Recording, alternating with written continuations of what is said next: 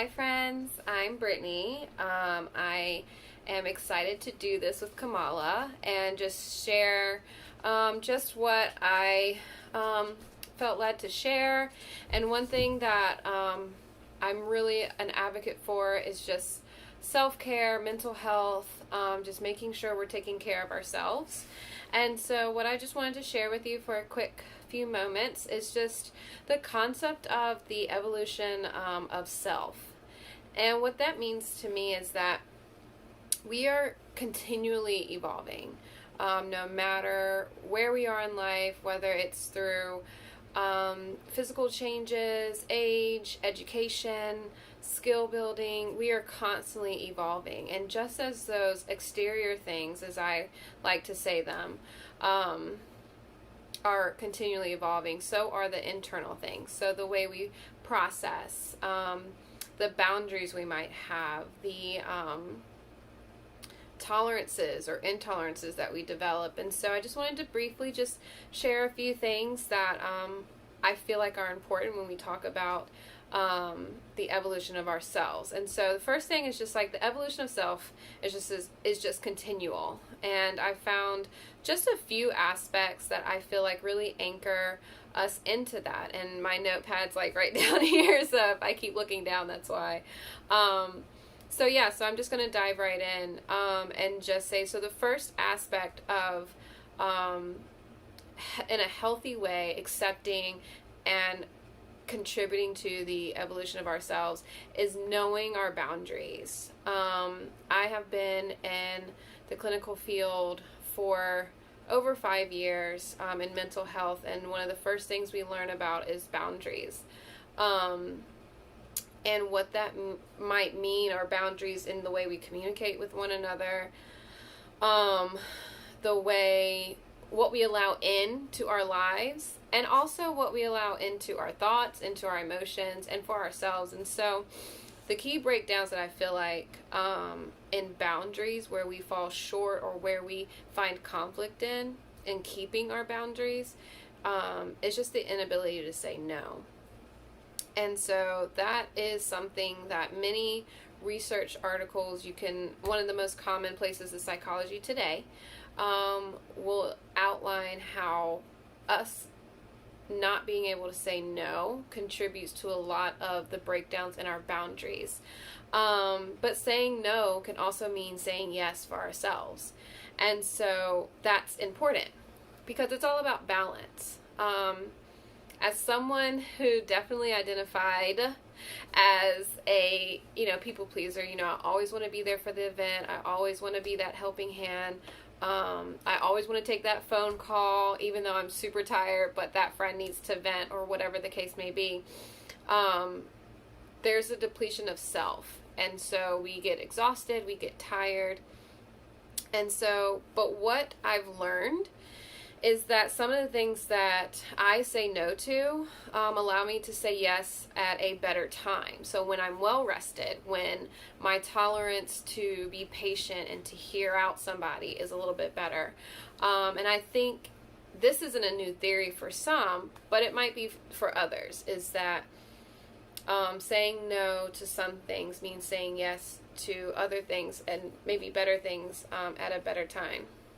Either way, it's a practice that, contributes to just a healthy evolution of self and a healthy self in general. So keeping boundaries, knowing your boundaries, and figuring out how to keep the balance between the yes-no responses. Another thing is having a key filter phrase.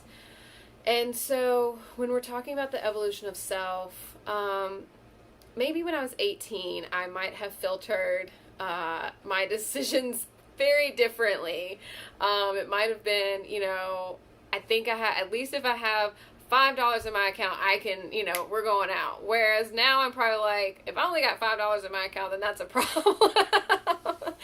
Or just whatever, in that mindset, it would probably be, oh, I should probably save this $5, And so when we think about key filter phrases, it again goes with the balance. So a filter phrase can be for specific situations, whether it's decision making, mood stabilizing, or a mental space regulation. And so for decision making, a key filter phrase could be, is this an environment that will contribute to me and that I can contribute energy to? I think it goes back to just that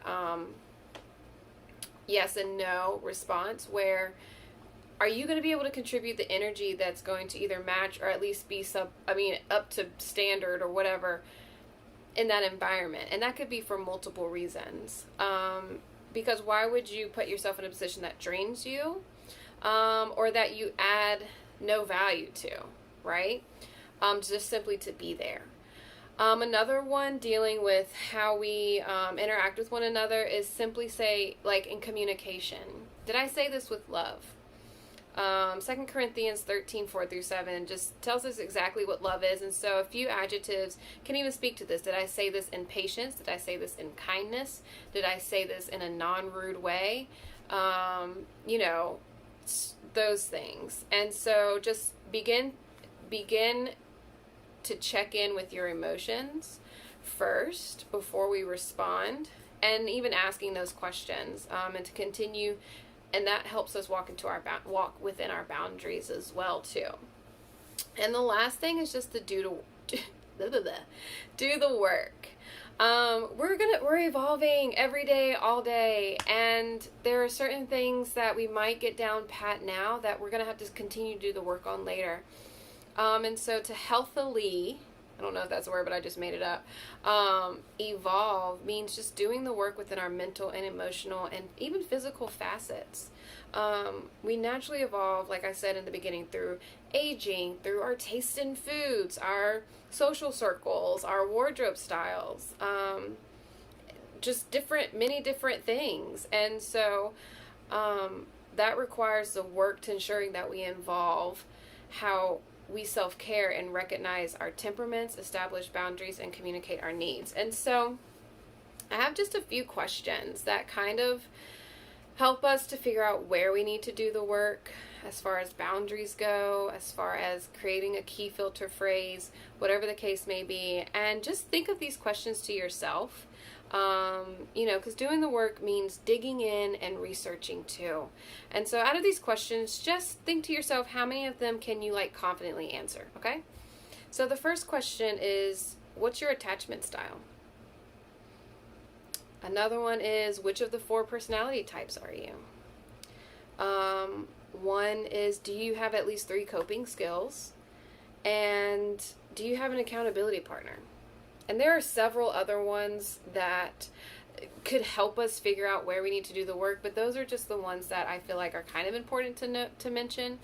I know for me, understanding my personality type and my attachment style helped me to do the work in anxiety and having healthy relationships, keeping boundaries and establishing boundaries, and figuring out my filter phrases and all those other questions as well. Ask yourself, when was the last time you read a book, listened to a podcast, or read an article, or watched even a YouTube about self-care, communication, or boundaries? Think about those things. And that's all part of doing the work. So there's just 3 things that I feel like contribute to evolving in a healthy way. Knowing your boundaries, creating a filter phrase, a key filter phrase, or several for different situations, and continually doing the work. There's many other subcomponents that could fall into those, I'm sure, but for the sake of time, maybe if Kamala asks me back again, I'll go deeper into those. But yeah, so thank you so much for taking the time to listen. I pray that you take care of yourself and that you make your mental health and emotional health a priority, and that this inspires you to just continue to grow as we, are naturally designed to do through failures and triumphs, in a way that benefits you, the environment in which you are purposed in, and the people who have the privilege to know you. So yeah, thanks for listening, and thank you, Kamala, again for having me on Kamala's Bridge. I love you, Kamala. I love you guys that are watching. Thank you, and God bless.